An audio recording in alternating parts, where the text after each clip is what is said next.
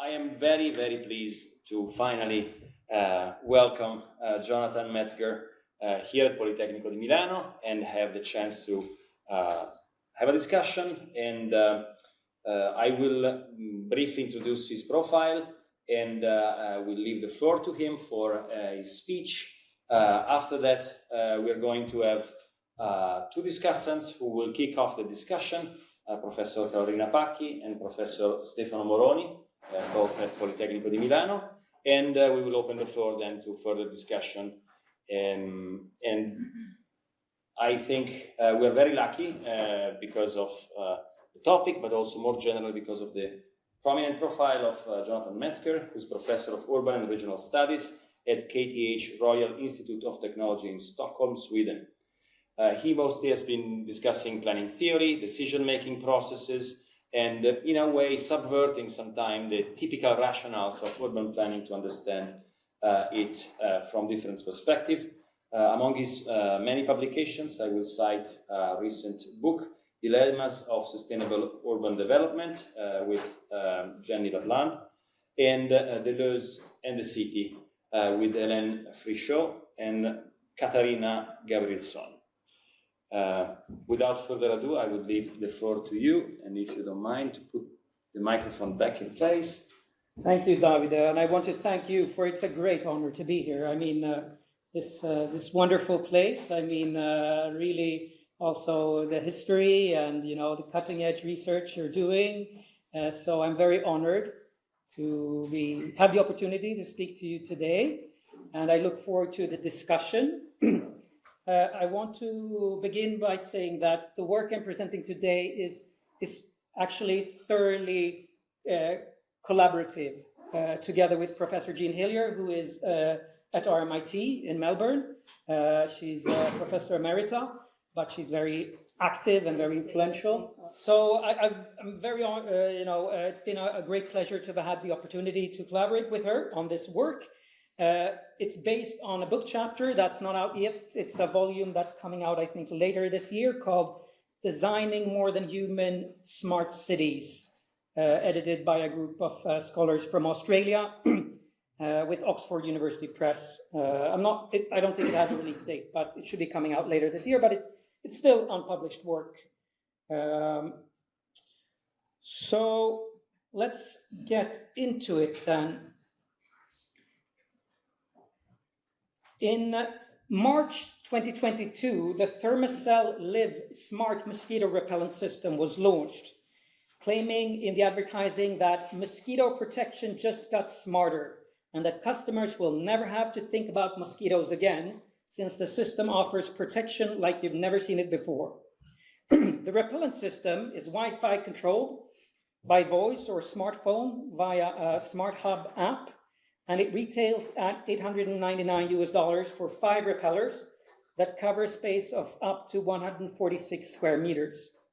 And that can be extended, so you can have an unlimited number of repellers that you put in your garden or around a house. And it uses sensors that detect mosquito-specific heat signatures. And when it does so, depending on the concentration of mosquitoes, it releases repellent, poison. Lethal for the mosquitoes, poison into the air. Let's see. I can. Oh, now I can't change the. Try to click on the pad. Maybe it's pop up. There. However, the Thermacell Live is an off-the-shelf so-called smart mosquito system, but it's not nearly as technically advanced as the new SMDS, the Smart Mosquito Density System of Thiruvananthapuram in India, which autonomously operates on the basis of state-of-the-art Internet of Things, IoT technology. The system alerts health and other agencies to erupting mosquito infestations and produces thematic maps that help government agencies prioritize areas to spray with insecticide, identifying the exact species of mosquito and what would be the appropriate chemical to deploy. And automated analytics continuously monitor the effectiveness of the measures. Also in Australia, drones and sensors are being used for monitoring, identifying and deploying pesticides for the eradication of mosquito populations. And in the city of Townsville in Queensland, real-time PCR, that is polymerase chain reaction, this DNA sampling, is used to extract DNA from mosquito eggs, identify and map species to predict local mosquito populations and activity through the smart mapping Mozzie Seeker initiatives southeast of Brisbane. The promotional efforts of these systems tend to echo many of the central tropes of the smart city discourse, which you're all probably well acquainted with now, centering on the promise of being able to monitor, control, and modulate complex urban phenomena in real time with the help of cutting-edge technical equipment. However, this type of celebratory smart city discourse has been repeatedly criticized for its elitist flavor and how it all but ignores issues of social justice and equity. No, I said social justice. I promised you not to. As an expectable response, there have recently been movements towards bringing these equity, social justice issues into the mainstream of so-called smart city offers, the packages that these vendors of these kinds of solutions market.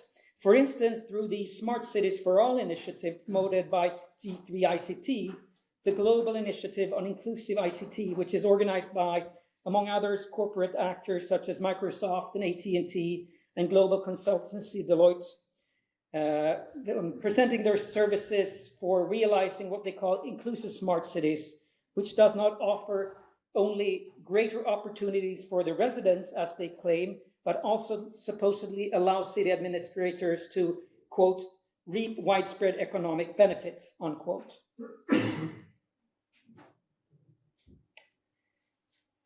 But as I have argued in a number of previous texts, discourses that claim to promote unlimited inclusion and flourishing for all can be surreptitiously seductive in how they hide from sight that inclusion inevitably also always has a limit, and that some level of exclusion is inevitable in any form of societal context. Perhaps particularly so in urban planning, where the production of exclusion can actually be understood to be part of the core business of planning. Because always in planning, some particular we, however that is, takes shape, assume the privilege of planning an environment in a certain way and not in another way, with the purpose of making it hospitable for certain developments, certain ways of life, and not other. So no matter whether this is arrived at through a democratic process or not, or how inclusive the sum is formulated to be, it can never be all inclusive. And neither is it intended to be, given that at any point in time, there will be a range of entities and existences that this planning we certainly do not want to see in the city.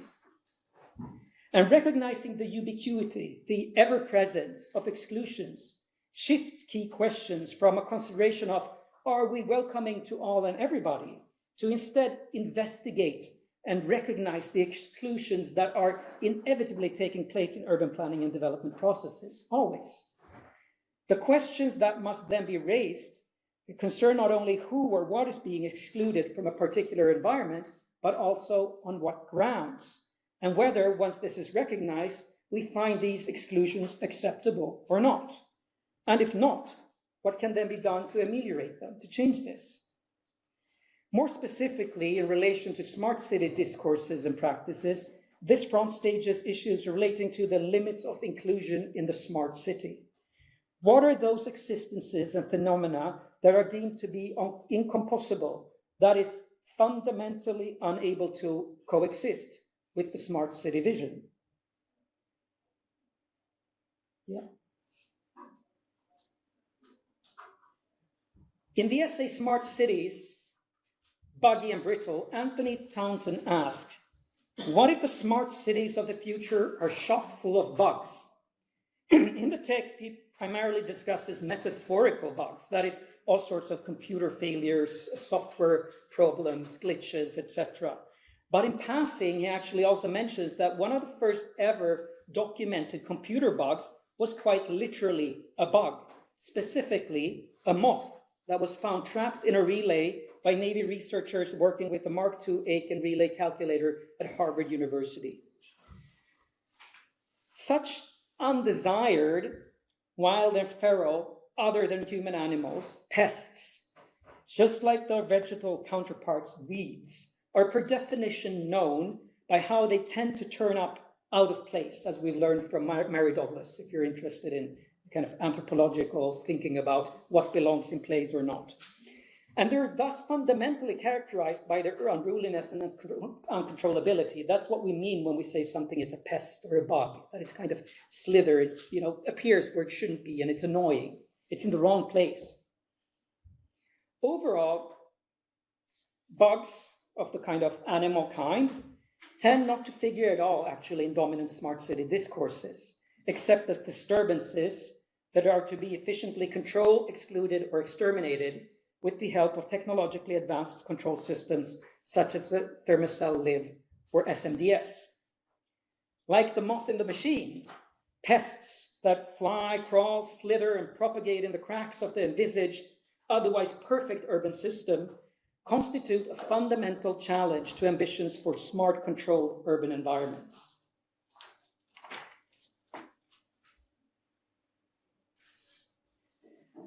Through recurrently turning up in all the wrong places, pests manifestly embody the conceptual character of the idiot, as it's presented in the works of Gilles Deleuze and Félix Guattari, the philosophers, and also Isabelle Stenger.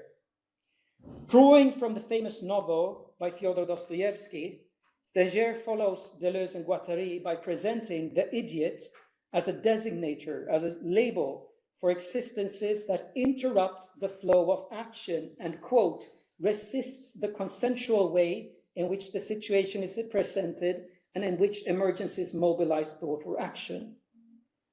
But the idiot does not do so by actively contesting or questioning the course of action. The idiot can neither reply nor discuss issues, argues Stenger, and neither objects nor proposes anything that counts. The idiot's putting into question established truths and practices rather comes as a consequence of its mere turning up or misbehaving in the midst of the flow of action, of interrupting by its mere presence, creating a nuisance, as an obstacle that demands a slowing down of thought and action. The idiot is unreasonable, sometimes out of choice or circumstance, sometimes because it simply lacks the capacity to reason, or at least to express itself in a reasonable manner. The prime example offered by Stenger is Herman Melville's novella about Bartleby the Scrivener, which some of you may be acquainted with, who only replies to all requests. He's employed to be a writing clerk in a legal office, but anytime anyone asks something of him, he only replies with some variation of, I would rather prefer not to. He just sits there, and in the end, they have to carry him out with the desk because he just sits there and says no, and he's completely unreasonable. So the idiot, to Stenger, is a presence, she writes, who, through its material existence in place, opens up the potential for a space of thinking, an interstice in which it becomes possible to pause and pose the crucial question, what are we busy doing? Which is Stenger's kind of central to Stenger's whole philosophical project. She's a philosopher of technology. The necessity to sometimes do that, pause and ask herself that question. I think there's just been a big letter out by some of the leading AI researchers in the world, desperately asking for exactly this. The figure of the idiot has previously been mobilized in relation to discussions on urban planning and development and governance by other authors, including, for instance, Bylund and Byerly, and specifically relating to smart city issues by Ignacio Farias and Tironi and Valderrama, etc. However, now we're here again.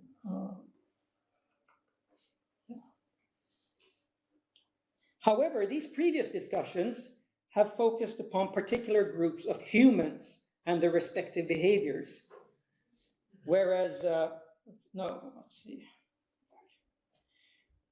Whereas Jean Hillier and I, in our collective work, propose, very much in faith with Deleuze and Guattari's as well as Stenger's philosophies, that also other beings and existences, in addition to humans, in our case, other than human animals, can function, help us as idiots, that help us bring into consideration the limits of inclusion in smart cities. So by bugging out or not sticking with the program and constantly misbehaving, that is by turning up in all the wrong places without permission or prior notice, and in that way flaunting the entire logic of the smart city, Jean and I have argued that these designated what people call pests, and particularly bugs, through their bare existence can be of help in problematizing who is welcome and not in the smart city, and under what conditions and prerequisites, and how there will always be limits to this.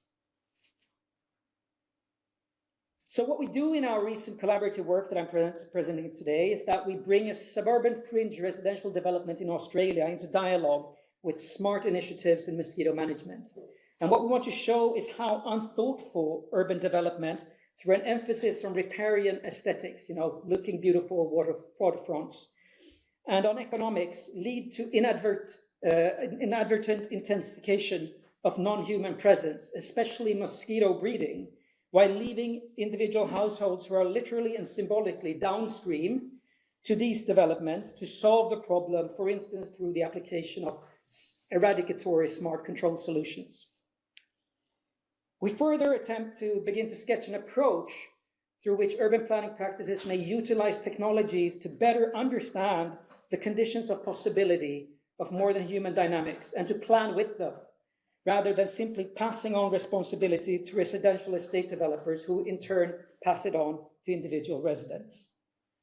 Inspired by thinkers such as Bruno Latour, Robert Chia, and François Julien, we suggest that an approach of upstream investigation into the production of conditions of co-becoming can function as an alternative to established downstream mosquito management practices which are premised on control and eradication. We conclude that forms of smart urban planning and residential estate development might rely less on AI and Wi-Fi technology than a smarter appreciation of development milieus. This could avoid development on or adjacent to mosquito breeding sites, would not generate new inhabitation areas, and would generally reduce opportunities for infelicitous, that's a more fancy way of saying unhappy, human-mosquito encounters. So let's see, just want to bring up so I have the time, that's good. So the remainder of my lecture will be structured in this way. In the next section, I will discuss how bugs habitually are designated as pests and introduce the philosophical concept of incompossibility to conceptualize how bug flourishing and human flourishing in urban environments are generally understood to be fundamentally incompatible, that is, incompossible. I will then briefly outline the two standard responses to perceived bug-human frictions within the Western cultural sphere, and that is extermination or segregation. I suggest that both these responses are fundamentally problematic if employed as standard solutions to situations of infelicitous interspecies co-becoming between humans and bugs. As an alternative, in the following section, I will present aspects of the work of Latour, Chia, and Julien to sketch a practice of going upstream, to explore when and how, in the imminent and actual, conditions for interspecies co-becoming in local environments can be made slightly less infelicitous. And I will then attempt to demonstrate the productivity of an upstream approach by relating it to a case of urban development in Western Australia. I will focus on how the resultant conditions of interspecies co-becoming between humans and mosquitoes have generated recurrent frictions between these species, and I'll attempt to uncover the upstream sources of these confrontations.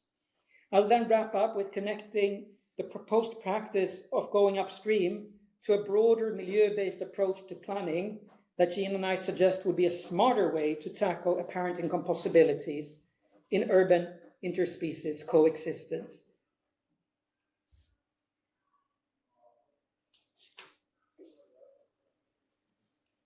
Designating a specific type of being as a pest renders it particularly unworthy of sympathy or care. As McKiernan and Inston have noted in a paper, and I quote, urban pests are unwanted species, positioned as out of place and whose presence is met with discursive and material reaction. Being classified as a pest renders a being as killable. For as noted by Crowley and colleagues, it is always acceptable to kill pests. Further, as argued by Sutton and Taylor in a paper, and I quote again, the null value placed on pest species' lives also means the validity of justifications for mass killing is unlikely to be challenged in any meaningful way. So invested entities may quibble over methods or quotas, but rarely the ethics of killing itself or the self-selection of humans as masters of nature. As the archetype of a pest, bugs generally have a bad name. When it comes to innate human sympathy, they probably constitute the hardest possible case, as they are as far as one can get from what most humans would consider to be a charismatic species. I mean, a cockroach is no panda, right? It's not cute and says, please save me. The urban biome teems with non-human life, but 21st century humans want their homes to be bug-free cultivated ecologies.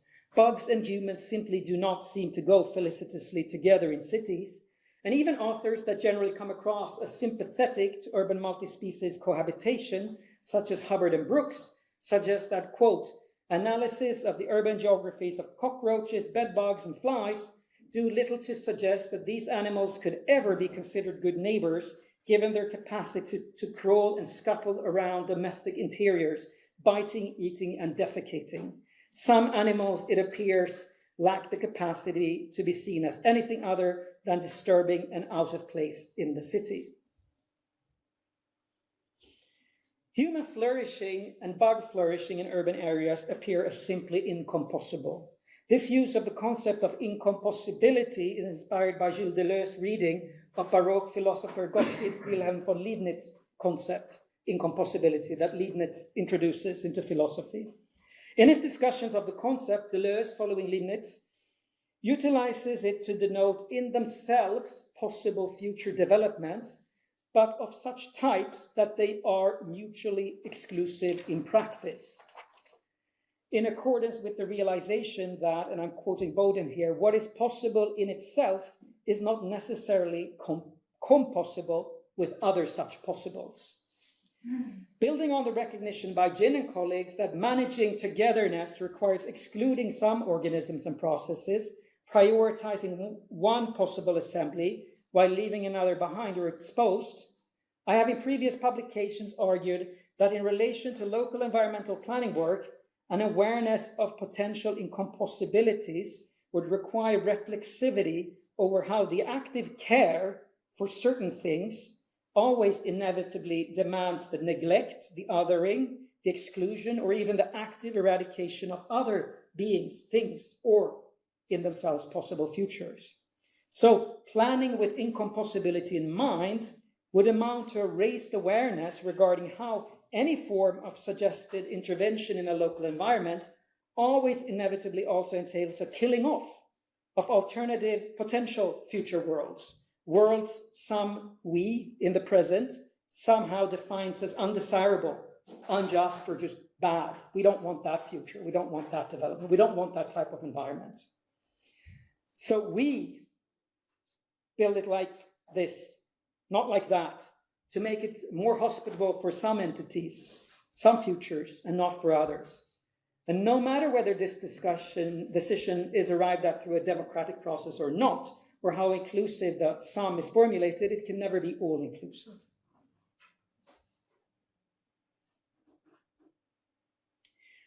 One obvious upshot of this way of thinking is that an acceptance of these insights, it precludes, it makes it impossible that the planner's mission is formulated as the task of ensuring local environments that are conducive to the well-being of all and inclusive to everyone and everything.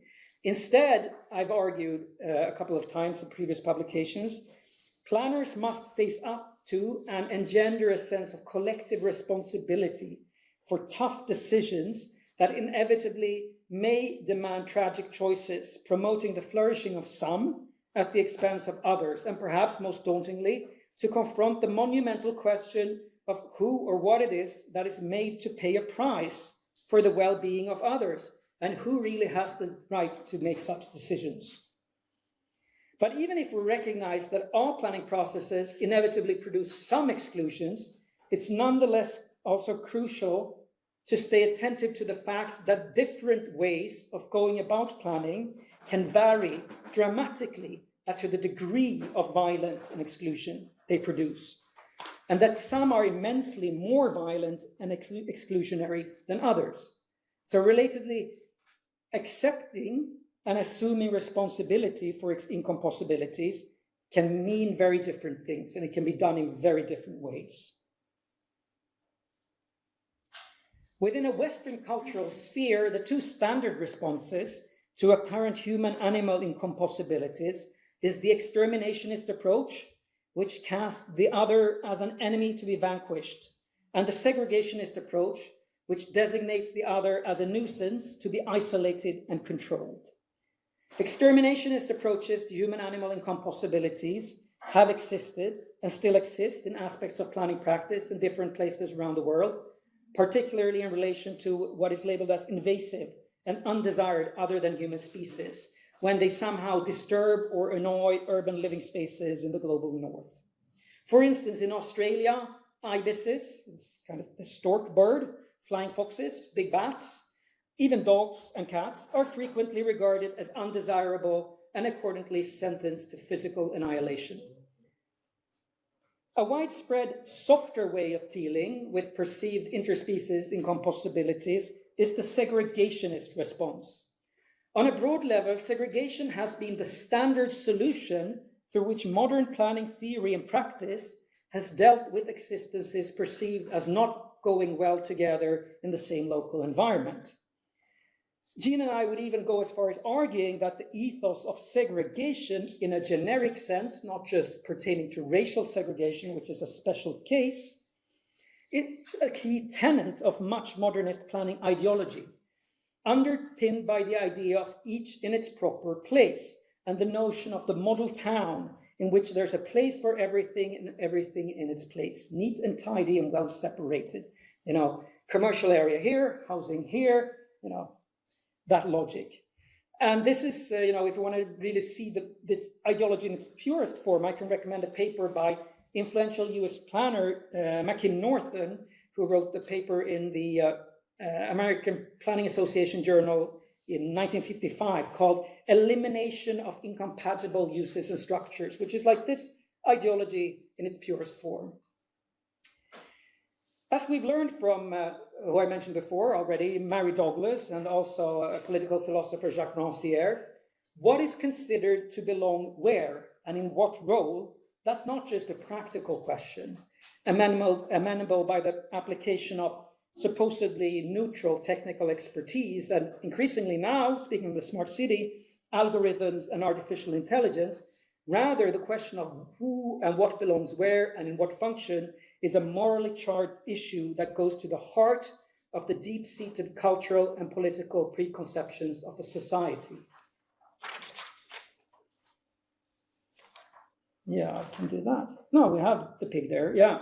So it's here interesting to note that in the landmark Village of Euclid Supreme Court decision in 1926 in the US, Judge Sutherland verifies a local authority's right to exclude nuisances from residential areas, explaining that nuisances need not be evil in themselves, but may also consist of, I'm quoting, merely a right thing in the wrong place, like a pig in a parlor instead of a barnyard.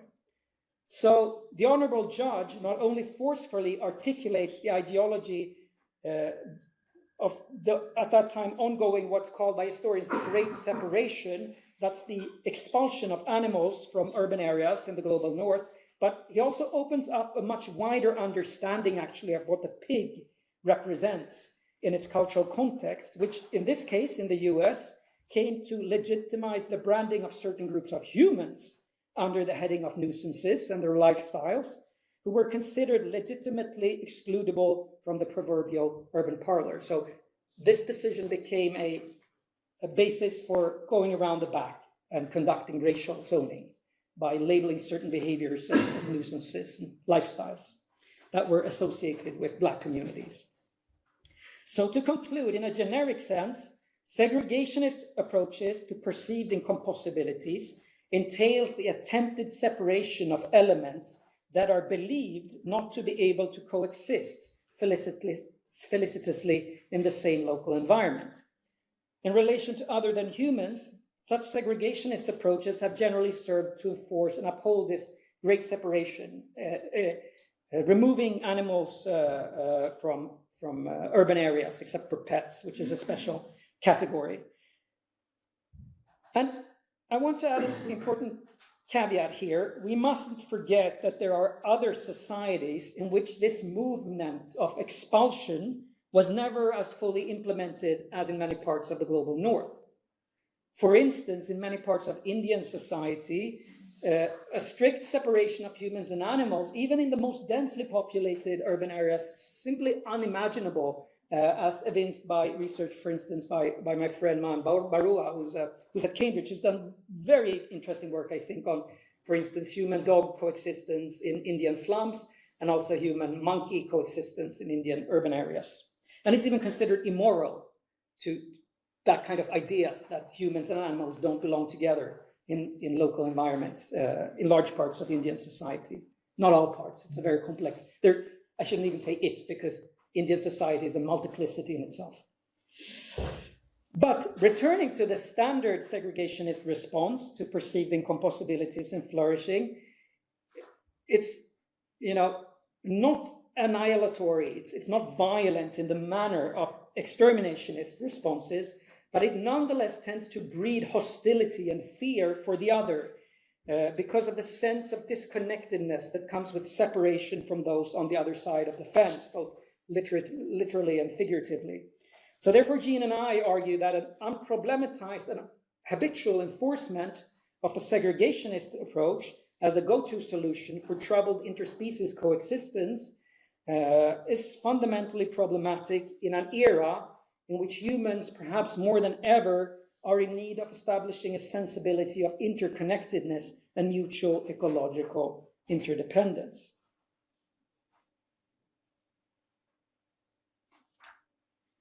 So if we, as we do, disagree with established exterminationist and segregationist approaches, but nonetheless, still would like to see urban practitioners confront incompossibilities and assume responsibility for the exclusions that are performed in planning processes that they work in, which other ways of thinking and acting are potentially available? Are there practically applicable ways of dealing with perceived interspecies incompossibilities that instead enact an ethos of multi-species coexistence, but which still, avoids pandering to an untenable fantasy of limitless exclusion? We don't want to go there because that doesn't hold up. In previous work, I've proposed that planners should what I call cultivate torment. Torment is being, plagued by angst regarding what existences are allowed to flourish or wither in a specific local environment, and also concerning who makes these decisions and on what basis such decisions are made. However, the smart city trend, exemplified by algorithmic AI and technologies such as ThermoCell Live, merely reproduces existing patterns of societal privileges and biases in a manner that hides and naturalizes what in effect are deeply ethical and political choices of life and death. So Jean and I would therefore like to explore the potential of another type of approach, that of smart human judgment, we might perhaps call it, which engenders thoughtfulness, transparency, and consideration of ethical values for the more than human. So with this purpose, we mobilized the trope of going upstream, going towards the source. I Googled, what is the source of the Nile? And this is supposedly the furthermost reaches, one of the highest sources of the Nile. Probably not the source, there are many, many sources. But if you want to influence the Nile, the argument is you better start up here, not at the end. So this well-established concept of going upstream within science and technology studies was first popularized in Bruno Latour's study of laboratory practices as a form of epistemological forensics, asking how is knowledge constructed in a specific way and with what effect. So what Bruno Latour asked himself is, how is a fact produced? How do we produce knowledge that we trust? And then going upstream and going to the practice in the laboratory, what's done there upstream from the fact, to see how that takes shape. However, with Maria Puig de la Bella Casa, we are also interested in practices for transforming matters of concern also into matters of care, of not just, detached investigation, but, how can we go upstream with issues that we really, are also morally charged or are normatively charged. And thus, in how the practice of going upstream can be configured into a proactive modality of intervention, of actively engaging to make a difference. Here we find inspiration in organization theorist Robert Chia's further elaboration of Latour's metaphors and his conceptualization of upstream thinking and downstream thinking as two distinctly different styles of thought in contemporary social sciences. Whereas downstream thinking takes as given the conditions of a situation and says, this is the way it is, what can we do with it? Upstream thinking instead ventures to investigate how that which we take for granted has come into existence, thus investing an interest in what we call the conditions of possibility or conditions of becoming of a situation or a thing. In relation to urban planning, development, and governance, going upstream points to inquiring into the preconditions that generate specific situations, and into how and why these conditions are generated, and what are the conditions of possibility for potentialities to develop in particular ways. This idea of going upstream is also the focus of François Julien's Taoist-inspired work on efficacy, which celebrates also using this concept of going upstream. And he argues that in Taoist philosophy, this is a key modality of thinking, the importance of going upstream. And the art of efficacy, of making something make a difference, lies in an ability to predispose, to make a situation, to configure it in a way so that it unfolds favorably.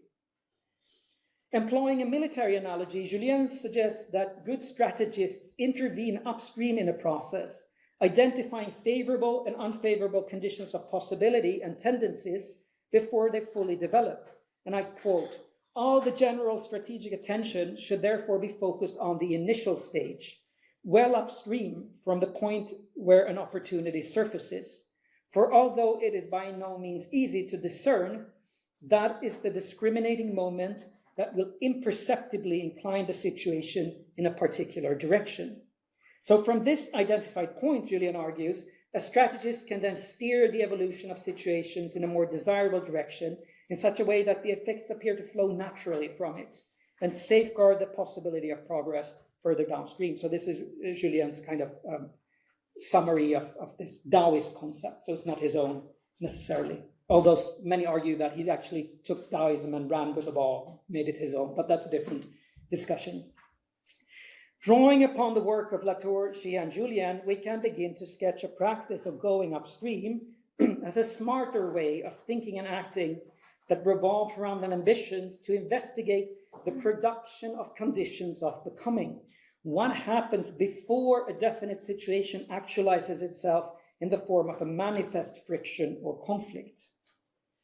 The purpose of this kind of active exploration of concrete and imminent conditions, in particular nexuses of contentious interspecies co-becoming, the purpose would not be then to make killing easier, as the exterminationist response is about, and it wouldn't be either to attempt to avoid the coming together that may evoke friction, which would be the segregationist response, but instead to attempt to explore when and how, in the immanent and the concrete, in the real, conditions for interspecies co-becoming in local environments can be made slightly less frictional and infelicitous.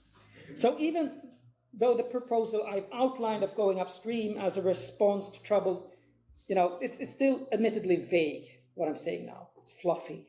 But I'll attempt to concretize it a little bit by applying it as a way of approaching an apparent interspecies incompossibility, in a concrete case. And I'll focus on a designated pest that I started out with and for whom few humans spare much love or sympathy: the mosquito.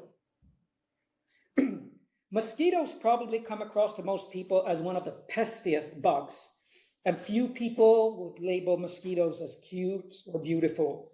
Like slugs and scorpions, mosquitoes are researched by relatively few social scientists outside of the quite narrow field of political entomology or public health related issues. As argued by Diesel and colleagues, mosquitoes, quote, trouble coexistence. The image of a mosquito dead on the ground in a splatter of red blood and the human ankle itching from the bite, which is not a bite, it's a piercing, never mind. It reminds us of how uneven the stakes are when mosquito and human worlds collide. In the eyes of most, human and mosquito flourishing simply appears incompossible. Further, mosquitoes are not generally considered to be beings worthy of our sympathy, and antipathy is often exacerbated by the fact that some mosquito species function as effective zoonotic vectors of dangerous diseases, including malaria, arboviruses such as Zika and chikungunya viruses, Japanese encephalitis, dengue, and yellow fever. That's quite a menu. It is rarely recognized, however, that not all mosquitoes are the same, though all depend on water for larval development. Only female mosquitoes take blood from humans, and not all species of mosquitoes do so at all. Of the around 300 species that can be found in Australia, only about 10 species carry pathogens which may affect human health. Beneficial effects of mosquitoes include contributing to the breakdown of detritus and recycling of nutrients in the aquatic water systems, providing food for other species, pollinating plants, and many other things. Yet, mosquitoes tend to be stereotyped as disease-carrying pests which are simply to be killed. However, it's not far-fetched to suggest that humans could be deemed at least partly responsible for the spread of such pathogenic disease, and indeed for the spread of mosquitoes themselves. Wild ecologies of mosquitoes often flourish as a result of urban land use planning interventions, which create novel ecosystems such as riverine and estuarine suburban development, dredging of waterways and canals, modification and construction of wetlands, artificial lakes and lagoons, and so on.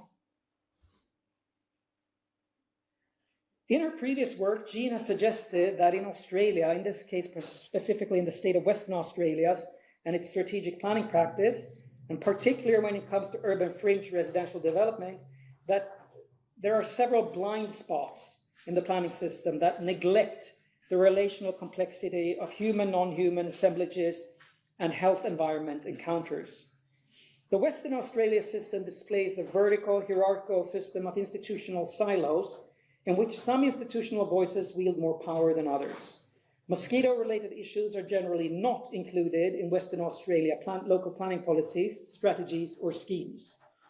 Mosquitoes are not regarded as planning's responsibility, while mosquito-related issues are perceived as being too complicated and may constrain development too much.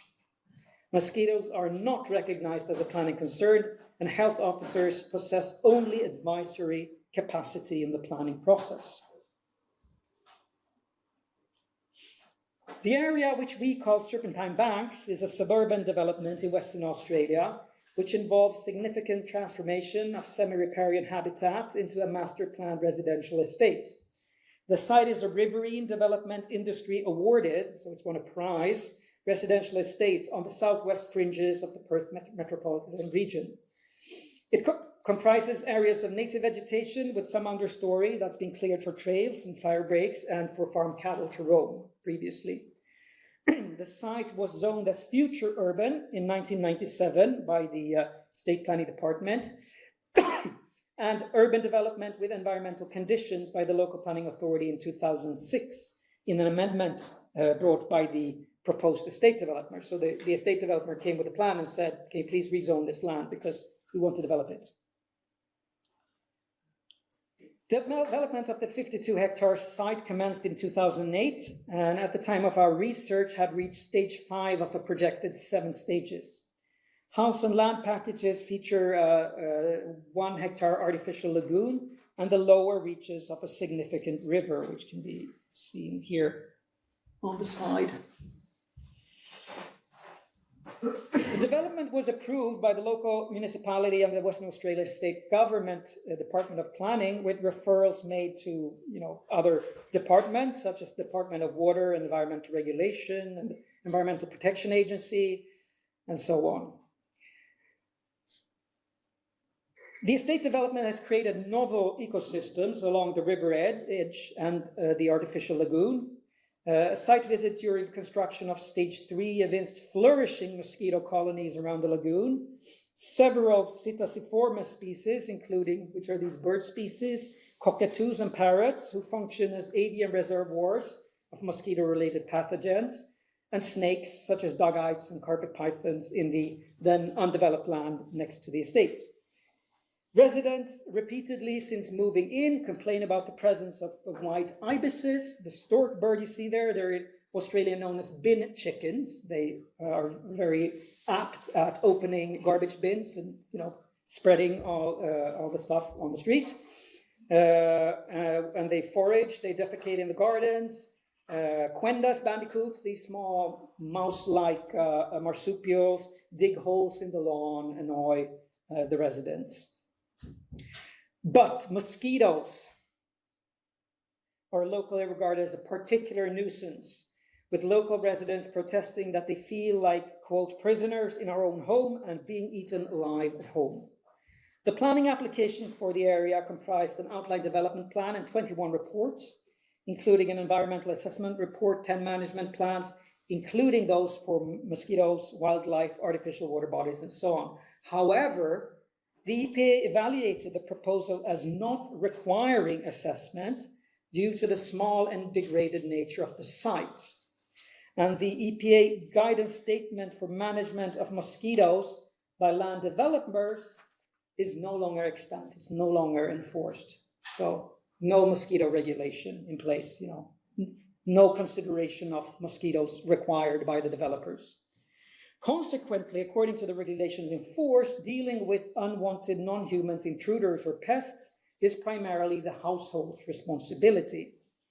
Whilst the estate developer has erected signage there, warning of mosquitoes in the area, it has passed mosquito management responsibility to individual residents through their compulsory entry into private covenants to fit all exterior doors, windows, vents, and pipes with insect screens, and to use exterior insect lighting. Unsurprisingly, use of insecticide poison is extremely high. Smart technologies such as the Thermocell lid smart system finds a ready market in such areas, very popular in this part of the Perth region, and mosquito treatment companies report thriving business. The local authority aerially sprays public land for mosquito larvae in the breeding season, with treatment intensity increasing as warmer and wetter climate conditions favor mosquito breeding capacity. The possible multiplier effect of such actions are not considered, but it's known that both electronic and chemical repellents and insecticides applied to residential gardens and public open spaces affect broader ecosystems, for instance, by killing many pollinating insects and potentially harming pets and humans also. Stuck in their institutional silos, planning practitioners ignored the conditions of possibility for this situation to emerge. Site-specific conditions for this estate include the area being part of a wetland and swamp system previously not developed when the local region expanded significantly in the 1970s, and it was not developed explicitly because of the potential for flooding and known prevalence of mosquito and midge breeding sites. In addition, there was no environmental assessment, as I said. There were possibilities that the land would not be adequately drained after clearing and before construction because this was not required, done any checking on. leading to flooding, large pools of standing water conducive to mosquito breeding, possibilities that developer might not enforce or monitor resident adherence to covenants regarding provision of insect screens and so on. And there's been a number of actually quite sad cases in this particular area of infection by the Burma forest virus, which is a lifelong infection, not a nice thing to have. So considering this, it's important that I'm clear that our argument is not that human residents should accept being infected by serious mosquito-induced disease. However, we don't want to say that it's the mosquito in itself that produces the disease, but we want to point to the production of conditions that generate situations which makes it expectable, the situations that are produced, that humans will be put in harm's way. What we are suggesting is then an examination of upstream events and decisions that have contributed to producing these infelicitous conditions of interspecies confrontation between humans and mosquitoes, and quite expectedly generate situations downstream in which humans feel a need to call for the local extermination of mosquitoes to protect their own well-being. The currently offered Western Australia Department of Health mosquito management training course, which Jean participated in and documented in September last year, was targeted at those working in environmental and public health and water and wastewater management and so on. Notably, no urban planners take the course, though. The course offered lectures, mosquito identification sessions, together with industry, learning about what they call control approaches, chemicals and equipment, and displays and demonstrations of larviciding exercises. So mass killing is the focus. So there seems to be little, if any, room for discussion of even, segregation. It's all focused, mosquito management, discourse, way of thinking, way of acting, it's all focused on just killing the mosquitoes. That's the big problem. And there's no thinking at all about how the people that have lived in these lands for tens of thousands of years, First Nations approaches, so-called Aboriginals, have actually lived with mosquitoes for thousands of years. First Nations Australians perform relational ontoepistemologies, which are very different to those of the Western-centric settler colonialists, which silence or marginalize non-Western voices. First Nation ontoepistemologies, they're inherently landscape embedded, non-dualistic, and recognize the agency of non-human entities in more than human relationships. First Nation peoples in Western Australia recognize that they are the ones intruding into mosquito habitat when entering or living in riparian or salt marsh areas. They have traditionally burned the bark and leaves from the bush plum or sandalwood to keep mosquitoes away and relieve bites by the application of bracken fern shoots and root fibers. For many people in the 21st century, however, bush plum smoke and bracken fern shoots are insufficiently smart ways of coping with unwanted pests. Application of smart technology generally instead focus on mosquito monitoring, control, and consequent extermination.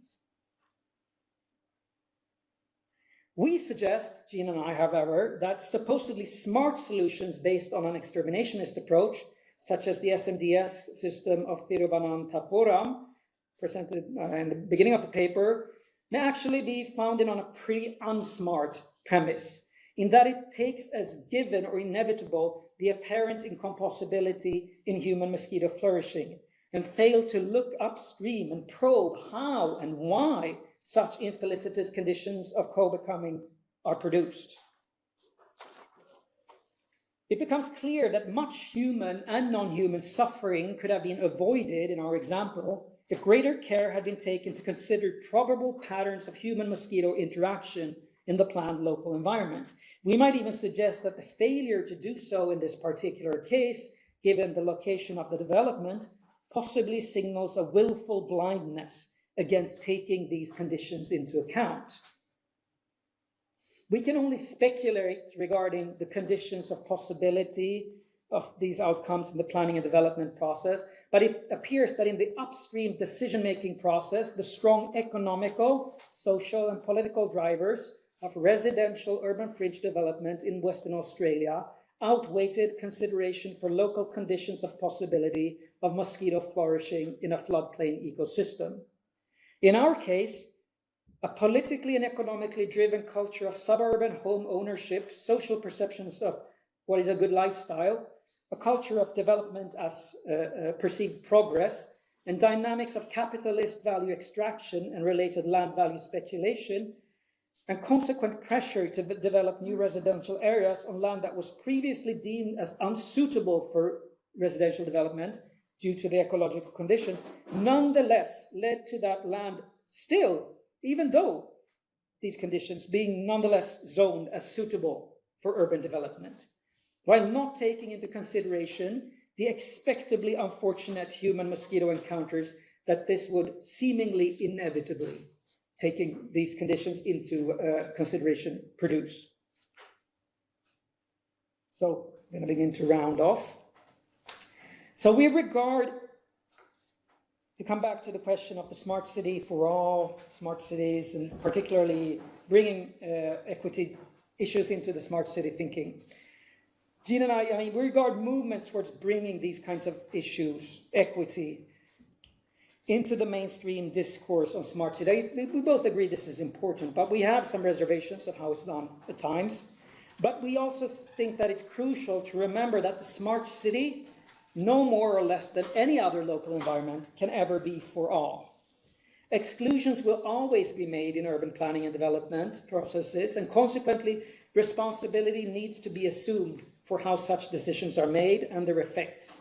So this entails asking questions about where to draw any concrete line of inclusion and exclusion. Who should be part of the process of drawing that line, and on what grounds should these lines be drawn? One broad swathe of exclusion that is seemingly taken for granted in the established smart city discourse is that of wild and feral animals. They are generally branded as pests, making them killable without further consideration. So, to give a short recap, in our collaborative work, Jean and I instead casts pests in the context of the smart city in the role of the idiot, a figure that forces us to consider what we are really busy doing, whether we might actually be wrong in how we think about and act in the world, and whether we should misbehave and think and do otherwise. We further suggest that when it comes to pests in the city more generally, established responses from urban planning and development practice tend to fall into one of two broad categories: exterminationism or segregationism. As a proposed alternative, we have kind of groped towards a third potential option, which is still hazy, and we tentatively suggest calling it a practice of going upstream as a first step of attempting to untangle apparent incompossibilities in troubled interspecies coexistence in urban environments. By going upstream, a community of inquiry aims to go through the loop of uncovering how and why infelicitous conditions of interspecies co-becoming are produced, and how they may potentially be influenced to become otherwise. And we provide no definite or detailed definition of what might and might not be included in this concrete practice of going upstream, but through our example, we suggest that it involves tracing and mapping of multifarious and tangled social, economic, political relations that come together to shape local conditions of becoming. And I want to round off with a few words suggesting that this practice of going upstream, and it rhymes very well with what Jean and I in a previous paper have outlined, we call a milieu-based approach to urban planning, which emphasizes relational links and encounters between elements, humans and non-human, and what they might do. It's an approach that we hope gestures towards another way beyond exterminationism and segregationism, an ethos of co-becoming, perhaps. In our case of troubled urban fringe human-mosquito co-becoming, it may easily come across as if human and mosquito flourishing are simply incompossible.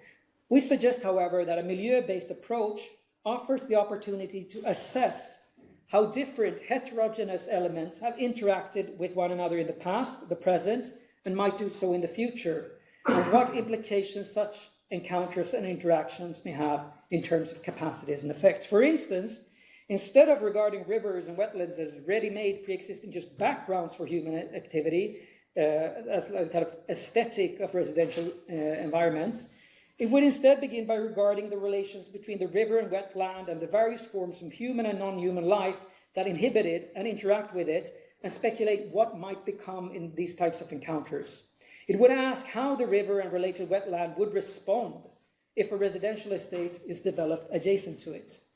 How might the river and wetland enable some elements to flourish, such as mosquitoes and also problems with cyanobacteria, but there are also positive, we would regard as human aesthetics, good house prices from a nice waterfront, development profits that developers are driven by, and so on.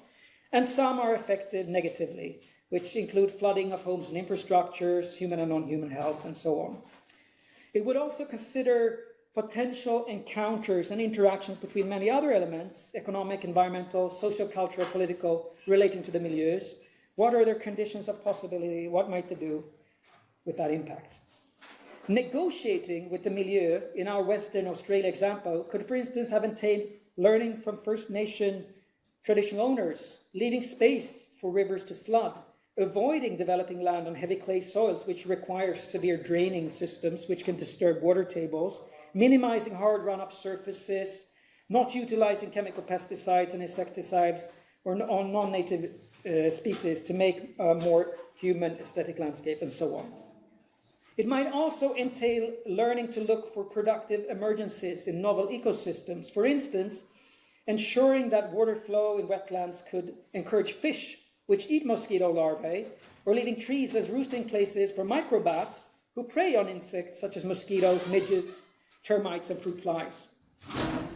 In the face of the intense pressure for land value extraction and the largely unchecked influence of urban development in Australia and in many other parts of the world, prospects for introducing these kind of novel methods, I would admit it, they appear limited.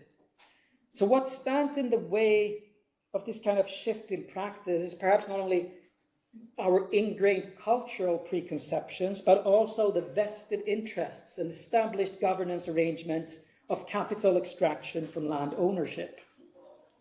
So it appears as if as if a key step towards any type of shift towards a truly more ecological sensibility in urban planning and development would require facing up to the unbridled interests of feral capitalism, although unfortunately the global prospects for this at present comes across as quite bleak. And how do then smart city practices and technologies fit into all this? We understand the fundamental idea, Jean and I, of the smart city as an epitome of what Gilles Deleuze calls the society of control, in which human and other than human urban activity can be monitored, controlled, and modulated, often under the labels of smart environment, smart governance. Almost all the smart environment technologies relating to pests that we have discovered in our research have generally been designed with the purpose of facilitating effective extermination. Perhaps, however, smart technologies such as those used in India and Australia, which map mosquito breeding sites, could be employed in urban planning practice with a view to avoiding development on and adjacent to mosquito breeding habitat and dispersal areas. For instance, it could be mandatory for development applications in areas of known mosquito habitat to include a smart technology-generated map, which identifies the species present, demonstrating the potential existence also of zoonotic vectors of disease, and its spatial extent. Planning authorities could work with public health entomologists to either reject the development or demand a specified width of buffers between mosquito and human habitats, or approve the development subject to an agreed mosquito management plan. We argue that although we would welcome such a planning policy, this would still be based on exclusion, of course, and an understanding that humans and mosquitoes are incompossible. It would enact a form of segregation. But still, we suggest that this kind of strategy at least leaves space for the mosquito's own habitat. And in this manner, mosquitoes are acknowledged as idiotic elements of the development milieu, acting relationally with other elements with capacities to connect with and affect human and non-human beings in various ways. So here's my last slide. So following from the above, I'm going to wrap up by making two specific points in relation to thinking more generally about incompossibility, fundamental incompatibility in interspecies co-becoming. And I first want to make a point about the relevance of differentiating between epistemological and ontological dimensions of incompossibility. And secondly, stress the critical importance of remaining suspicious of situations that appear to demand harsh and tragic choices.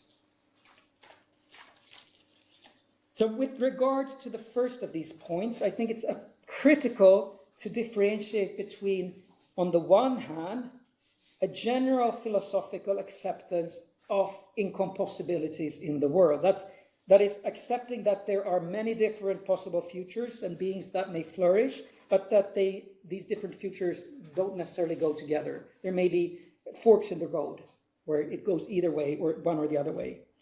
So we should do that. But on the other hand, so that's the ontological dimension of incompossibility, accepting that there are these kinds of things in the world that, goes either way, can't be both. But the other question regards the epistemological side. How do we come to know an incompossibility? And there I want to stress that I think it's crucial, ethico-politically, to not too readily accept that any specific conflictual situation, in fact, constitutes an incompossible impasse. So we shouldn't be too quick in saying that, this is an impossible conflict, it can't be solved, we have to choose this or that, exclude A or exclude B. So we have to be careful not to immediately accept that what comes across as an incompossibility in flourishing, we shouldn't take for granted that this really is a fundamental ontological incompossibility that we have on our hands, and that there isn't anything we can do to change that situation. Perhaps the situated conditions of co-becoming can be changed to produce a less tragic situation of interspecies co-becoming. And this takes us to the second point. Because considering all of what I previously said, it seems as if the prudent choice, when faced with an apparent incompossibility that appears to demand a tragic choice, would be to hold off on any exclusionary or annihilatory action, to instead recall Isabelle Stenger's injunction, bethink that you may be mistaken, and Steve Woolgar's maxim, it could be otherwise, perhaps. And consequently, we should ask ourselves, is there potentially any way to change or shift these seemingly infelicitous conditions of co-becoming so that what comes across currently as an incompossibility becomes less so? But, however, after we've gone through this kind of investigative and reflexive loop of going upstream and really trying to, poke at and prod and pull at these conditions of becoming and test them, there's still no guarantee that the situation after that will come across as more easily resolvable. And how to act well in the aftermath of an upstream exploration, that's an open question. Perhaps the only reasonable answer is, it depends. Sometimes we might, after a long deliberation, come to conclude that there indeed appears to exist a fundamental state of enmity between the flourishing of two types of existences in a particular local environment, which can't be seen past.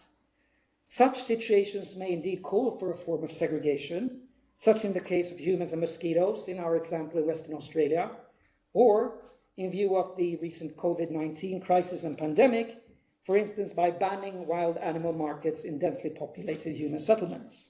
That's another type of segregation.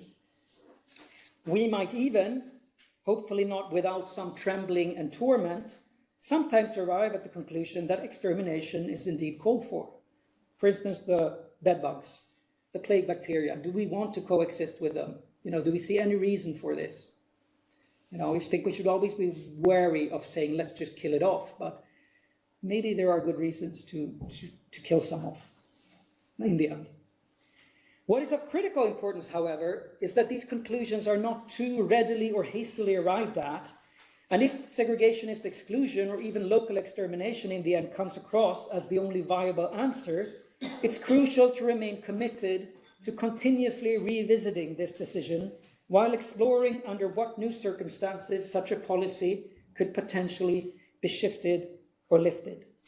However, to do this in an ethically defensible way, it's crucial that we do not fully automate the decision to exterminate, leaving it out of sight, out of mind, in the hands of an AI algorithm. Thank you.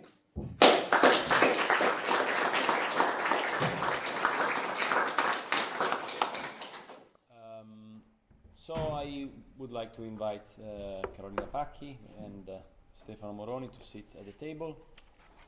And Should I sit? yeah. All right. Go ahead. You can keep this. Okay. Should we? Oh, everyone has one. Yep.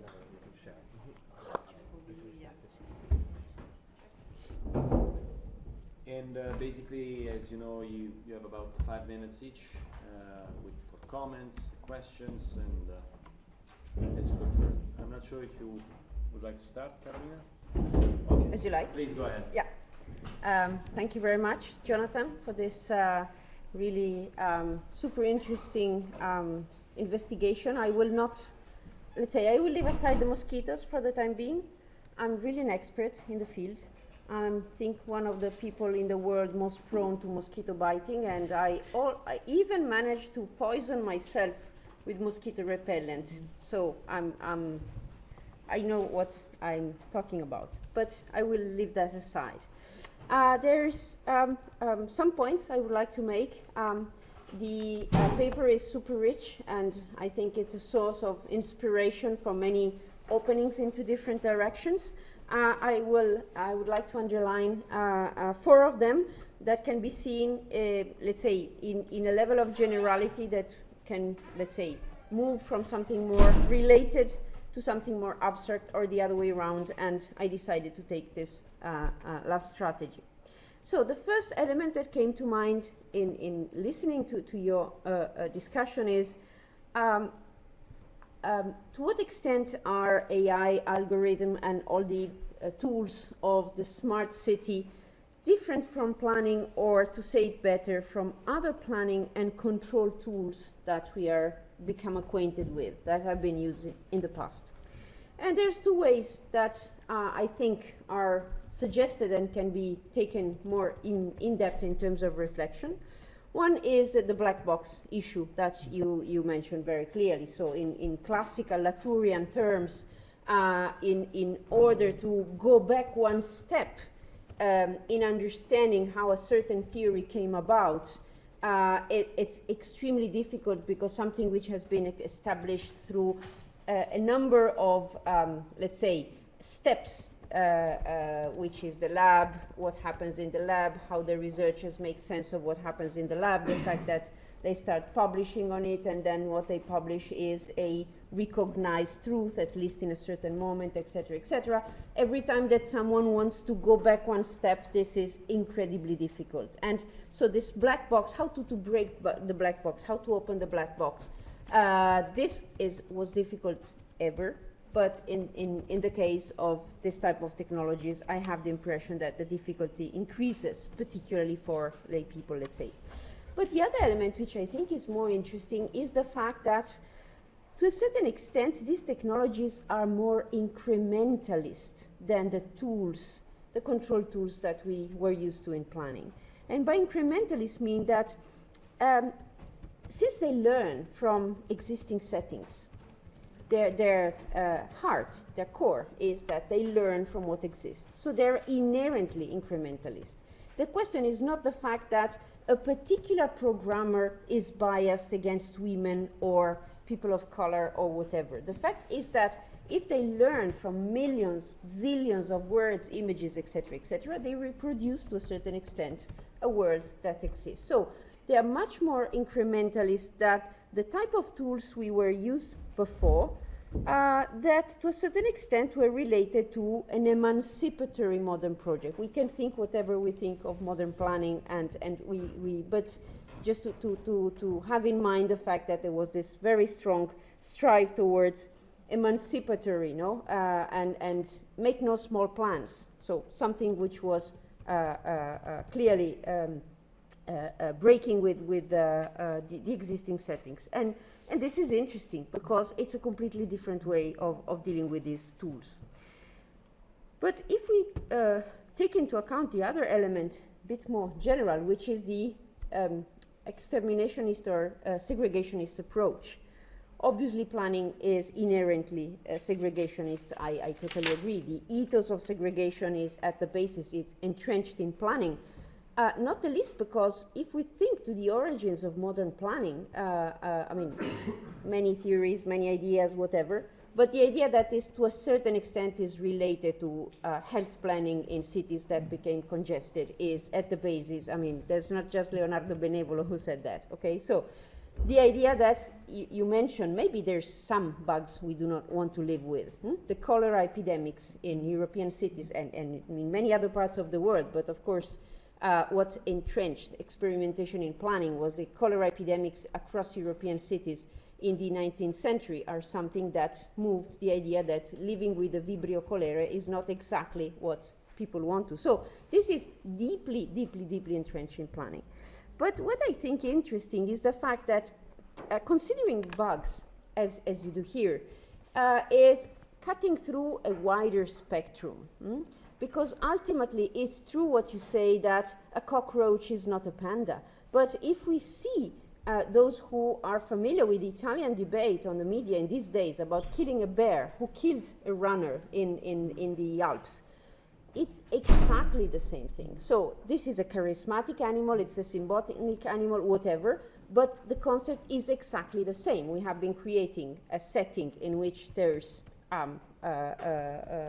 forms of felicitous or infelicitous coming together of these two species. In this particular case, the coming together is completely artificial. It was invented through a EU-funded project, which is even more interesting, I think, of reintroduction of the bear in certain areas in which it was exterminated.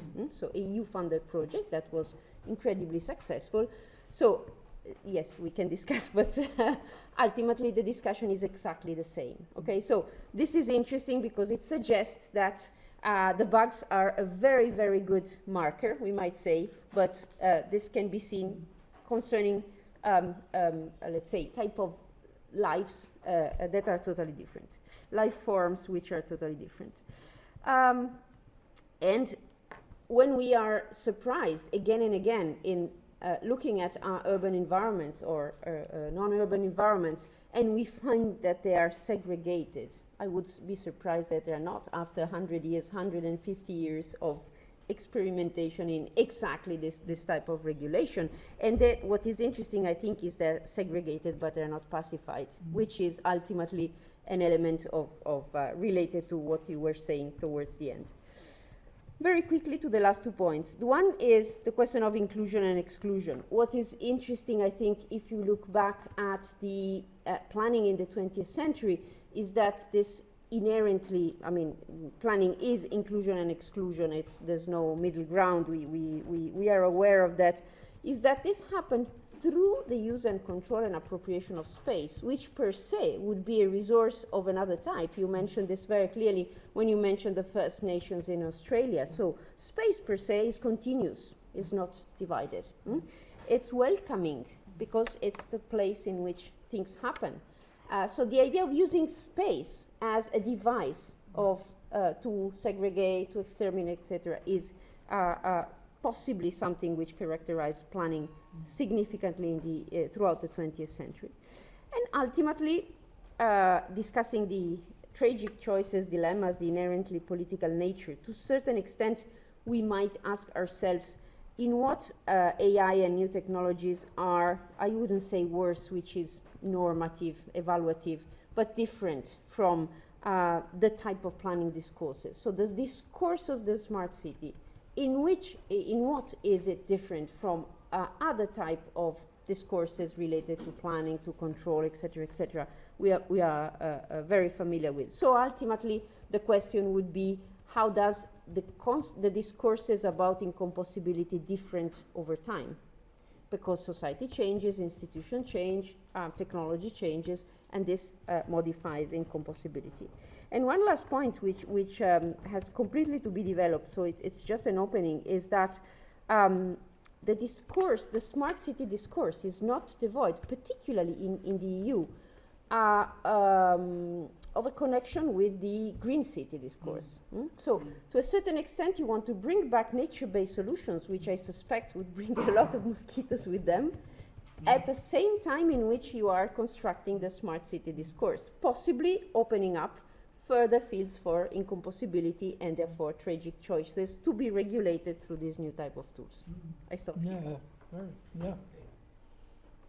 Should I respond? Yeah. Okay, so so many things to discuss. I think we could have a whole course on just your comments. So very excited. Let me start. I think a thought that I think relates to your first and your last comment about AI and algorithms and the specificity of the smart city discourse, and as you said in the beginning, how this also reproduces. It's incrementalist, and it reproduces through the way it's structured, actually. Existing biases. And I think it's interesting, there's a French philosopher of technology who passed away a few years ago, too early, Bernard Stiegler was his name, and he wrote about technology as a pharmacon. He used Plato's concept of the pharmacon, and a pharmacon is, it's a pharmacy, that's where you get a pharmacon. And what is a pharmacon? Well, according to the philosophical definition, it's a substance that can be both beneficial and deadly, depending on the conditions under which it's applied. And I think what Bernard Stiegler said, his general thesis was all technology is pharmacological. It doesn't have a determining ethical or political effect. It depends on how it's configured. And what was I getting at? Yes, I was getting at this, that I think that theoretically, advanced technology of monitoring, of censoring, it can be used both to make desensitize us to other existences and to automatize killing, for instance. It happens by itself. We don't even notice that it's going on because it is based on automated agents that are, which is where a lot of the smart city work is heading. There doesn't have to be a human in the loop. It's all taken care of by the computers, which dispatches drones that measures and then, dispenses insecticide. And that's the way I see it going now. But I'm also seeing that potentially it can be used to sensitize us. That depends on how you use the technology. This is the bias. This is how it's taken for granted that this should be done. But it could just as well be. And I love here the example, there's a Australian conceptual artist called Natalia Jeremijenko who's done all these, she was very early pioneer.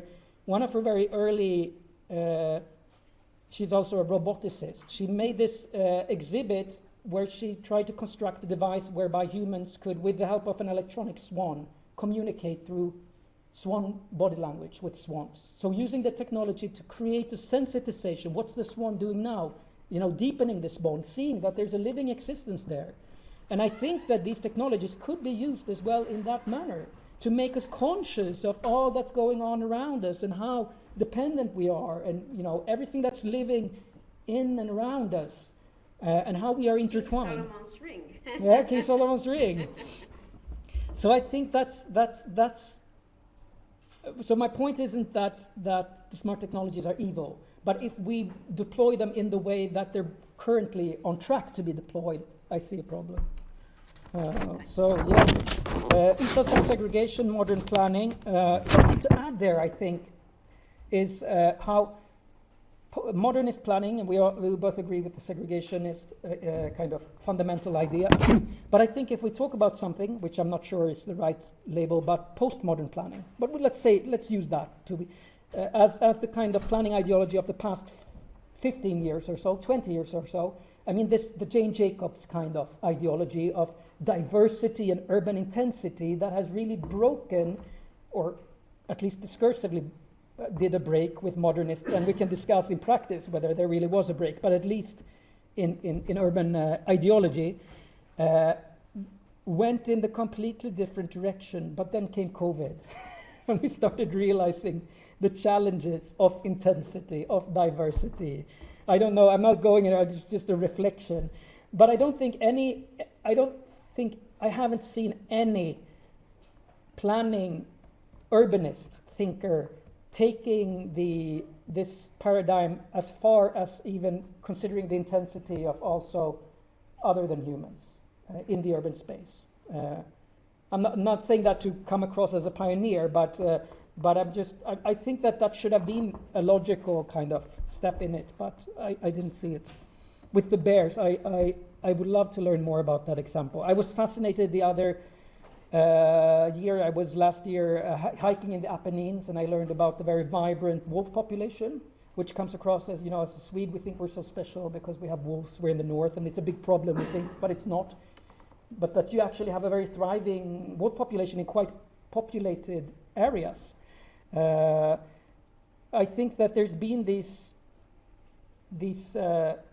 significant controversies in many countries now that kind of enact the question of how and with who can we live together. There was a situation, you can Google Freya the walrus in Oslo, which was a walrus that turned up in the Oslo fjord and started to make the inner city of Oslo its home, and there was a big controversy with local, amateur fishermen because it said that Freya ate all their fish that they wanted to fish, and it became a tourist attraction, became aggressive because it became cornered, so it started lunging, and finally it was then shot.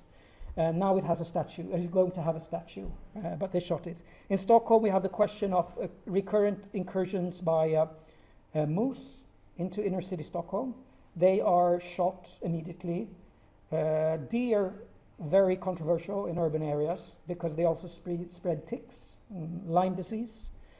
And I know you have the boars in Rome, which is a huge political, I understand it's become a very political. So I think the tragic thing, I think, is that in most cases, the reaction is, why don't they do something like kill them? But I would hope that these controversies could also be used as something to think around, what we take for granted. Spatiality as a segregation tool, I find that interesting. I think that's you're putting your finger on something about that. That's what the urban planning aspect of segregation has, it's the spatial segregation. And I'm always fascinated, this is an aside, but the assumption that mere physical proximity inevitably creates alliance or creates more equality. I think that, it doesn't. It can just as well create frictions, but that doesn't mean that we should necessarily avoid it, always. I'm always fascinated by those who say we just create meeting places where people see each other. They don't have to talk, they don't have to interact, but they're in the same park. Then that's an equal society. And, my counterexample is always, in a plantation in the American South, people, they lived, they combed each other's hair. Was that a more equal society just because they were physical proximate? No. But maybe it created some frictions that were important. I'm not arguing for slavery here, just to, yeah. Okay, thanks for inviting me to this very stimulating lecture. I also have a lot of experience in mosquitoes. I live in the countryside south of Milan, in a place with really a lot of mosquitoes. Contrary to what happens to Carolina, mosquitoes don't bite me. So it seems we found a way to coexist. But I suppose this is not the reason for inviting me here.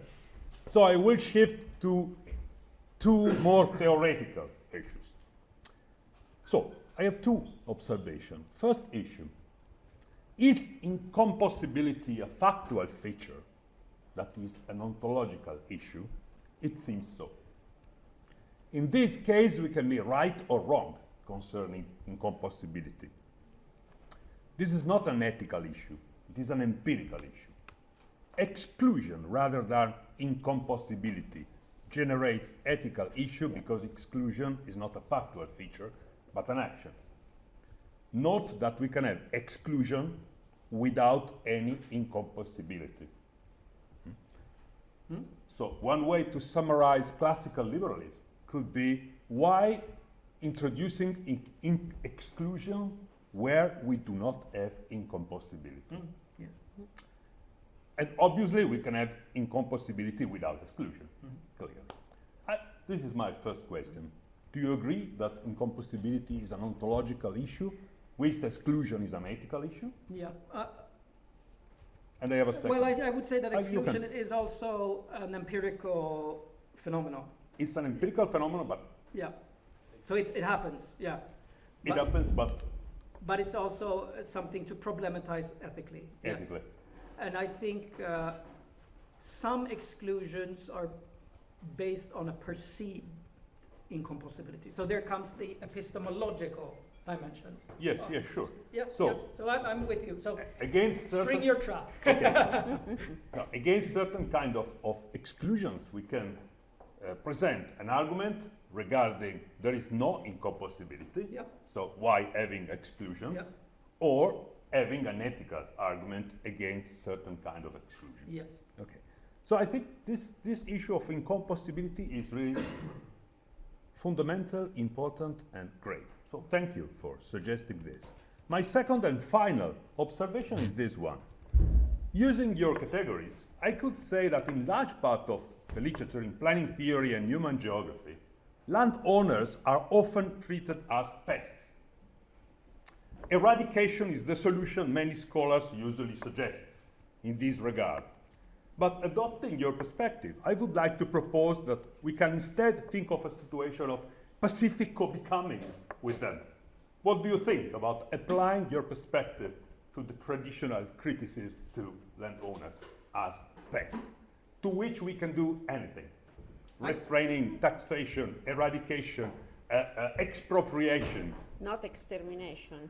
Well, if you're a radical socialist, I guess that you know we So don't want. You would say I don't we don't see want. many of them around. We don't want landowners. Maybe not physical extermination, but practical. Anyway, I could Yeah. use your categories. So thank you for suggesting this idea. Yes, I think that's fair enough. You do that. No, I mean honestly, it's. I think it's a fascinating turn of perspectives, but then you would also have to query the conditions of possibility of land ownership. Why does land ownership and what frictions does this create and so on. So you. I mean, the aim wouldn't be to take it as natural and given. You know that's not the point of this, to say that anything. And I think that's an important point. And this is going to be a slippery road of reasoning, but there is a deep ecology, which is a philosophy, which is about that everything that is natural is valuable, and everything, and the flip side of that, everything which is artificial is bad. You know, there is a natural order. We should follow the natural order. I don't subscribe to this philosophy of because with this, when you kind of scratch the surface, there are so many assumptions and just speculations about what should fit into one box or the other that I think it's a very dangerous and slippery, because again you start naturalizing, you start making assumptions, you start naturalizing certain things as good and certain things as bad. And I think a big problem with the land ownership question, if we don't want to bring it there, I think you're brilliant to bring it there, because to me, when I speak of entities and existences, I am purposely vague, because I think the more than human way of thinking, it has to do with humans, what we see as humans, but it has to do with animals, but it has to do with all sorts of phenomena and beings and existences. Some are dependent on groups of humans to emerge and human systems. So land ownership is one phenomenon. But the problem is, I think a lot of discourses on land ownership take as granted that land ownership is either sorted in the natural box, and therefore it's by nature good, or it's sorted in the artificial box and it's by nature bad. And I think I'm more of a pragmatist. I just think we need to look at different kinds of land ownership and their effects. Yeah. Okay. But I would love to see that analysis. Okay, I have to write a paper and quote you on this and say the usual disclaimer apply. Yeah. Thank you. Great, thank you. So we can. Okay, so I think I will bring this to a close. Maybe there are other questions. We can eventually go on a bit chatting after the seminar. I'm very happy we had this chance, and perhaps we are over time, but I think it's a very good signal about the interest of students and colleagues regarding the work of Jonathan. So big round of applause. Thank please. you for